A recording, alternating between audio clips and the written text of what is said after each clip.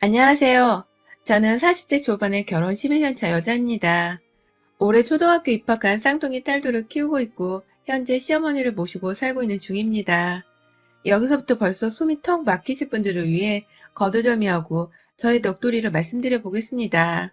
본디 저희 시어머니는 시아버지와 두 분이서 전주에 있는 본가에 사셨습니다.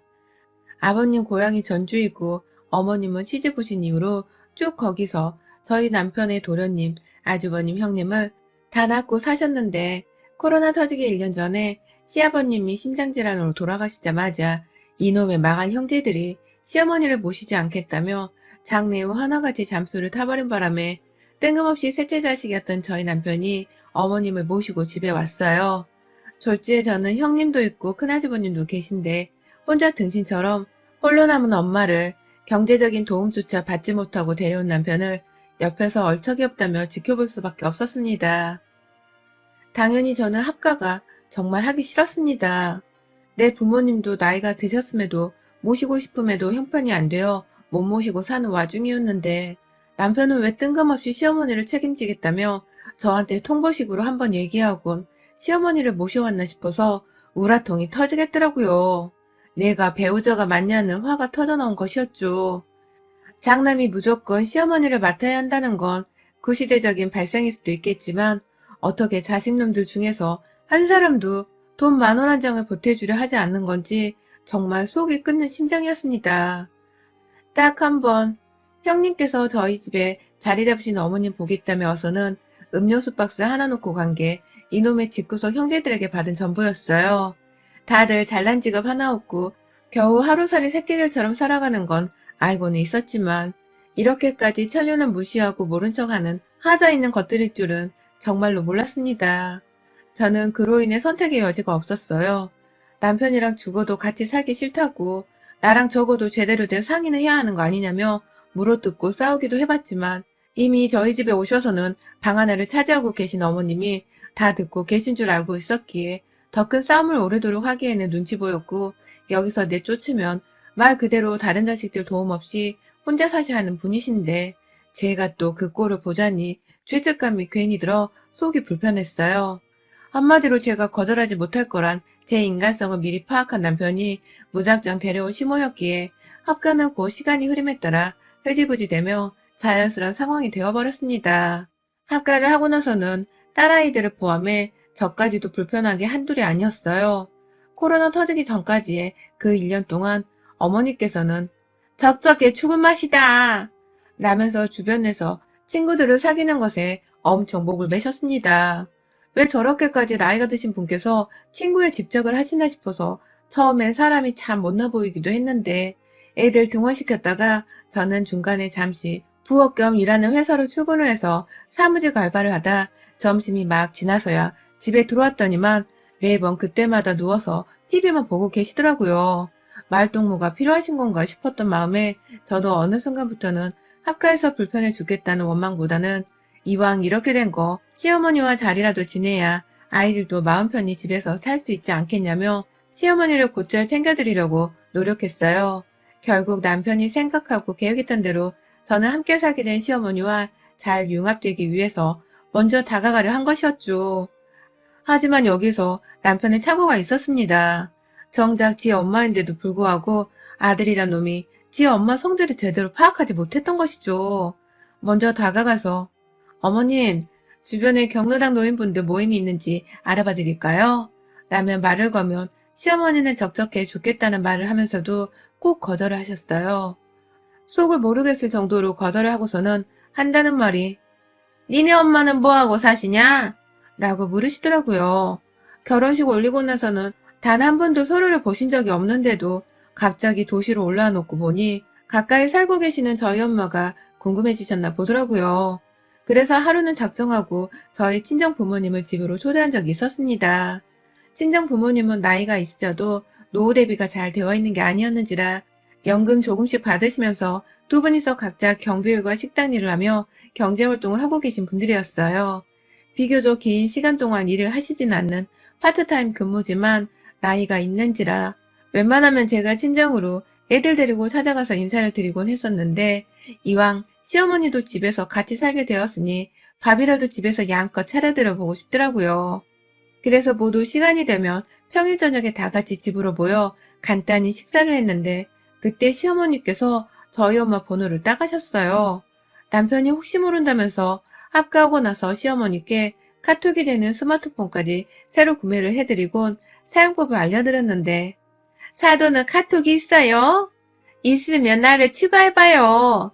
라면서 연락처를 따가시더니 급기야 그 후로는 어딜 나갈 채비를 하시곤 사돈 만나러 간다. 라는 말을 하면서 나가시는 겁니다. 갑자기 두 분이서 이렇게 따로 만날 정도로 친해지셨다 생각하니 신기하기도 하고 다행이다 싶었어요. 싸우지 않는 게 어디냐 심정이었죠. 무엇보다 시어머니는 그 시기에 저희 엄마뿐만 아니라 동네에서 혼자 산책을 하다가도 또래 어른을 만나면 친구가 되곤 하셨던 나름 인기쟁이 어르신이었는지라 저는 저대로 우리 어머님이 굉장히 인싸기질이 있는 분이시구나 라면서 좀 놀래보곤 했습니다.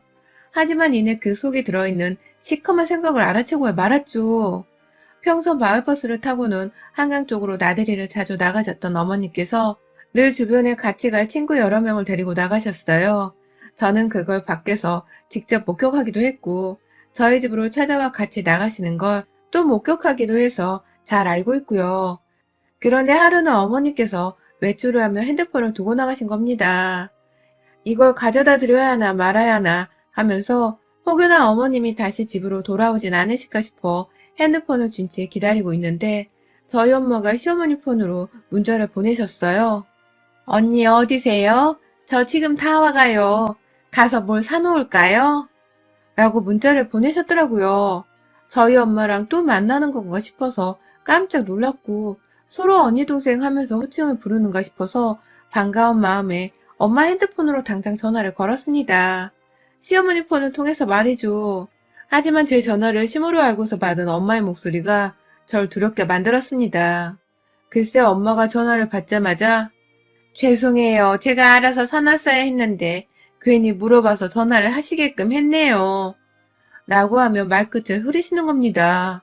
아이고, 나는 어쩔 줄 모르는 잦은 탄식을 쏟아내면서 말이죠. 뭔가 약점이 잡혀서는 겨우 질문 하나 한 걸 가지고 전화까지 하게 만들었다면서 쩔쩔매는 엄마의 목소리를 전 태어나서 처음 들어봤습니다. 당연히 엄마 지금 뭐 하는 거야? 뭐가 죄송하다는 거야? 라면서 바로 물어 따졌는데 엄마는 역시나 제게 대답할 생각을 하지 않은 채 아이고 너 신경 쓸 거 없다. 우리 나이엔 다 이렇게 예의를 갖춘다. 라는 말과 함께 전화를 뚝 끊으셨습니다. 어안이 벙벙한 채 핸드폰을 놓아두고 내내 엄마와의 말과 말투가 마음에 걸렸습니다. 뒤늦게야 본인 핸드폰을 찾겠다며 집으로 다시 돌아온 어머님은 아무것도 모른다는 듯이 핸드폰만 쥐어들고는 저를 한번 보고 곧장 집을 나가셨어요. 그날 시어머니의 뒤를 쫓아서 우리 엄마와 시어머니가 뭘 하며 노는지 제 눈으로 직접 확인을 했어야 하는데 따라 나가지를 못했던 것이 지금까지도 두고두고 한이 됩니다. 그 후 코로나가 터져버린 바람에 두 분 사이에서 일어나는 일에 대해 알 방법이 없어졌거든요. 코로나로 인해 시어머니는 아이 외출은커녕 아파트 내에서도 주민들 사이에서 노인분들 조심시키자는 경계령 같은 게 떨어져서 모두가 다 집안에 있는 어른들의 외출을 자제하려는 분위기였어요. 그래서 저도 제가 집에서 주부로 사는 사람이었기 때문에 웬만하면 젊은 제가 마스크 끼고 나가서 장을 보거나 시어머니 부탁을 들어드리곤 했고요. 시어머니는 거의 안지 얼마 안 되는 그 친구들을 만나지는 못하고 늘 카톡으로 메시지만 주고받느라 핸드폰을 손에 놓지를 못하고 사셨습니다. 이건 뭐 중딩 사춘기에 말 안 듣는 딸 하나를 키우는 것도 아니고 밥 먹을 때도 핸드폰을 손에서 놓지 못하시고 아침에 일어나서도 안 나오시길래 깨이긴 하셨나 싶어서 방 안에 들어가 보면 누운 채로 핸드폰을 보고 계시고 눈이 좋지 못하실 텐데도 불구하고 누가 그렇게 연락하기 즐거워 핸드폰을 못 놓고 계시나 싶더군요. 그럼에도 제 알바가 아니고 자식인 남편이 어련히 챙기시겠지 싶어서 내버려 뒀습니다. 제가 잔소리를 한다고 해서 주의 깊게 들을 분도 아니셨으니까요. 하지만 두문분출하던 어머님이 올 초부터 다시 밖을 나돌아다니기 시작하셨어요. 그간 너무 답답하다면서 작년 말부터 조금씩 동네 산책에서 한강 산책으로 범위를 넓혔는데 올 초 또래 어머님 두 분이 저희 집에 와서 어머님과 함께 밖을 나가시더군요. 저도 길어지는 코로나로 인해서 마냥 어머님을 가지 말라며 붙잡지는 않았습니다. 줄곧 마스크를 잘 쓰기도 했으니 다 괜찮다 생각했고요. 그렇게 5월이 되도록 연초부터는 더 작게 그리고 마음 편하게 시어머니가 외출을 감행하셨고요. 저희 집으로 찾아오는 어머님 주변 분들의 발길도 더욱 잦아졌습니다. 저로서는 아직 코로나가 끝난 게 아니니까 우리 집으로 사람이 좀 그만 찾아왔으면 좋겠는데 어머님 지인분들은 하나같이 잊을만 하면 배를 누르시곤 집안에 들어와서 우르르 현관에 몰려 계시다 어머님이 나서면 함께 문을 쾅 닫고 나가버리셨어요. 마치 일진이긴 일진인데 나이만 60이 넘어서 할머니 일진들이 모여있는 것 같았으니 상상하면 기분이 상쾌할 리가 없었습니다. 그날도 시어머니가 외출한다고 본인 방에서 막 준비를 하고 계시던 때였어요. 그런데 애들 방 청소를 하고 있는 와중에 저희 친정 아버지께 오랜만에 연락이 왔습니다. 작년 동안 코로나를 핑계로 얼굴을 제대로 보지 못한 채 안부 문자만 주고받아 왔었는데 웬일로 연락이 와서는 너희 시어머니 간수 좀 똑바로 잘하면 안 되냐? 라고 하시더라고요. 이게 도대체 무슨 소리인가 싶어서 물어보니 네 엄마가 요새 또 네 시엄마한테 불려나가서 하는 소리가 아니냐. 그 옆에 내가 허구한 날 연락을 해서 나오라고 하고 사오라고 하고 사돈이 아니라 원수다 원수. 네 엄마를 무슨 시중드는 한우로 하는 거야 뭐야. 라면서 막 화를 내는데 이게 다 무슨 소리인가 싶더라고요. 알겠다고 진정부터 시켜드린 채 전화를 끊곤 잠깐 생각을 했습니다. 시중 둔다는 아버지 말에 문득 작년과 재작년에 있었던 일이 떠올랐거든요. 저희 엄마가 언니라 시모를 부르면서 뭘 사가야 하냐고 그리고 전화하게 해서 죄송하다고 하셨던 그 수화기 너머로 말을 하셨던 것이 말입니다. 혹 우리 엄마가 그때 시모한테 단순히 예의를 갖춘 것이 아니라 친정 아버지 말처럼 시중이라도 들고 있었던 게 아닌가 싶어 갑자기 뒷골이 확 땡겼어요. 시어머니 방에 가보니 어머님은 이미 외출 준비를 마치셨고 꼼꼼하게 마스크도 쓴 채로 나 나갔다 온다 라며 나가시는데 제가 어디를 가시냐고 누구를 만나시냐고 물어보니 내가 친구들 말고 만나는 사람이 또 어딨냐 그냥 놀러 한번 갔다 오는 거지 라면서 나가시는 겁니다. 불이 났게 그와 동시에 저희 친정엄마한테 연락을 했어요. 그러자 엄마는 한참 벨이 울리다 전화를 받으셨는데 어딜 가시는 중인지 주변에서 버스 안내방송 소리가 들리더라고요. 설마 싶어서 엄마 지금 한강 가는 길이야? 라고 물어보니 엄마는 어떻게 알았어? 시어머니가 말하셨니? 라면서 당황하셨고요. 전 또 설마 싶어서 엄마 요즘 시간이 많은가 봐? 시어머니가 부르는 족족 이렇게 다 나가는 거야? 라고 저도 모르게 짜증이 섞여 답답하다며 화를 내자 엄만 괜찮아. 나가서 바람도 쐬고 좋지 뭐. 이만 끊자. 엄마 다 왔다. 라는 말과 함께 후딱 전화를 끊어버리셨어요. 버스 방송에서는 역시나 제가 아는 저희 집에서 버스를 타고 가다 보면 나오는 그 한강 정류장 이름이 흘러나오고 있었고요. 제가 너무 주제넘게 오지랖을 부리는 거라 생각했습니다. 아무 일도 없을 텐데 괜한 상상력으로 우리 엄마 걱정을 한다고 생각하려 했어요. 하지만 정말 요즘 한강 대학생 사건도 그렇고 한강만 떠올리면 찝찝한 사건에 기분이 더럽고 불쾌해 죽겠는데 친정 아버지로부터 받은 전화가 너무 심상찮게 느껴지기도 했고 엄마 목소리가 마냥 개운하거나 한강 나들이 가는 사람 마냥 기분이 좋아 보이지도 않는 것이 진짜 계속 찜찜하더라고요. 그래서 결국 딸내미인 제가 나서버렸습니다. 무작정 두 분이서 만날 거라 생각되는 곳으로 그냥 집 앞에서 버스를 타고 도착하는 그 한강 정류장으로 멋모르고 따라 나서본 것이었죠. 혹여나 버스에서 시어머니를 만날까봐 택시를 타야 하나 말아야 하나 싶었는데 어처구니가 없게도 시어머니 옆에 계시던 두 분의 어머님들이 다 서로 얘기하기 바빠 죽겠다며 수다에 정신이 없었기 때문에 주변 사람들을 신경도 쓰지를 않더군요. 에라 모르겠다면서 혼자 성격까지 쓰고서는 빠르게 따라잡은 시어머니 일행의 뒤를 바짝 쫓아 같은 버스를 타고 한강으로 향했습니다. 엄마는 아까 전화로 이미 목적지에 도착을 하셨다고 했는데 시어머니 일행은 무슨 일에서인지 아직도 도착을 하려면 20분은 적어도 더 남아 있었고요. 혼자 기다리고 계신 엄마가 걱정되는 와중에 왜 엄마는 혼자서 바보처럼 그리 일찍 도착을 해서는 매번 먼저 시어머니를 기다리시는 건가 싶어서 분통도 터질 것 같았습니다. 문제는 버스에서 내리는 시어머니 일행이 저희 엄마를 맞이하는 태도였습니다. 순간 자맹이고 뭐고 쓰고 있던 선캡을 화가 난다며 던져버릴 뻔했어요. 글쎄 시모가 누가 봐도 버스 정류장 앞에서 언니 하며 부르는 저희 엄마를 본체만치 하며 그냥 지나쳐버렸는데 저희 엄마는 그걸 또 미안하다는 식으로 쭈뼛거리시며 그 일행이 뒤를 따르시더라고요. 이게 뭔 상황인가 싶었습니다. 마치 내 자식이 친구들 사이에서 따돌림이라도 당하는 걸 목격한 처절한 심정이었어요. 그리고는 그 일행넷을 따라 나서는데 쫄래쫄래 앞서가는 건 여전히 시어머니와 그 주변 두 아주머니셨고 저희 엄마는 기껏 일찍 도착해서 기다리기도 오래 기다렸을 텐데 누구 하나랑 제대로 된 대화 한 번은 해보지를 못한 채 뒤에서 따라가고 계셨고 급기야 공원 안에 들어가면 넓은 잔디공원 한가운데에 편의점이 하나 있는데 한두 번이 아니라는 듯이 남은 일행들은 잔디가 아닌 벤치가 있는 의자 쪽에 가시더니만 저희 엄마 혼자서 호다닥 뛰어 편의점으로 들어가시는 겁니다. 그리고는 글쎄 저희 엄마가 직접 계산을 했는지 봉지 안에 가득 맥주캔이랑 간식거리를 들고서 시모 일행 쪽으로 걸어가는데 그 모습을 보면서 처절했던 나머지 속이 답답하다며 저도 모르게 엄마의 뒤를 쫓았습니다. 엄마는 일행 앞에 고맙단 소리 한 번 안 하는 그 노인네들한테 맥주캔을 따주며 앞에 놓았고 이내 자신도 한잔 하려는 것을 시모가 나서서 말하더라고요. 안 되지. 나중에 이거 다 치고 가야 하는데 같이 술 먹고 뻗어버리면 어떡해. 우리 너 안 데리고 갈 건데? 라고 말을 하자 옆에서 뭐가 웃긴지 일행들이 쳐웃는데 확 뒤통수를 갈겨주고 싶었습니다. 엄마가 맛있게 드세요.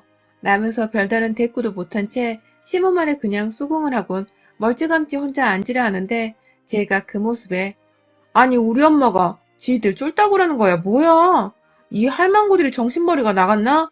돈 계산은 하고 얻어 처먹는 거예요? 지금 우리 엄마 앞에 두고서 뭐하는 짓거리들이에요?